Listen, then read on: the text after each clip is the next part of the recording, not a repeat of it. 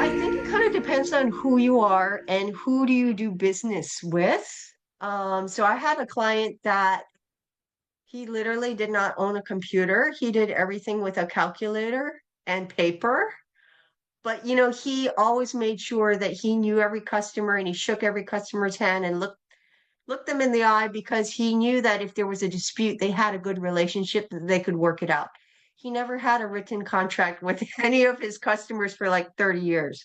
The only reason I got hired was he had a dispute with his credit card, the credit card machine. He wanted to return it and they wouldn't take it. That's the only reason I got hired. He never had a customer dispute in 30 years.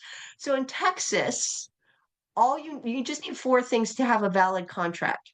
You need an offer, an acceptance, consideration, which is an exchange of value, and a meeting of the minds. So I offer to mow your lawn. If you accept, that's acceptance, right? And then three is consideration. What do we exchange of value? I'm giving you my lawn mowing services. You're going to give me $20 to mow the lawn. Meeting of the minds is we both agree that your lawn is that thing in the front of your house, right? If we didn't have meeting of the minds, it could be we made the agreement, I'll mow your lawn for $20, and then you suddenly open the back door and show me 2 acres of green field that I have to mow. No meeting of the minds. Okay. That's all you need to have a valid contract in Texas. The exception to the rule is you want to have it in writing if it involves certain things, like it cannot be performed in a year or it involves real estate. In those circumstances, you have to legally have it in writing.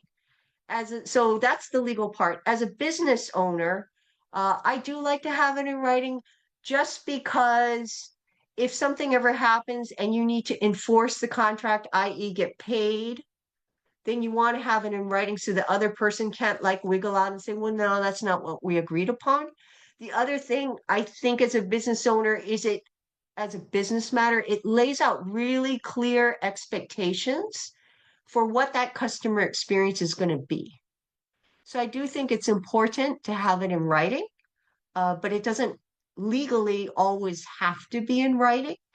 And technically, an invoice can be, under certain circumstances, a legal contract. And I know that because I actually was the first to take that to Texas, the Texas Supreme Court, and make that a law.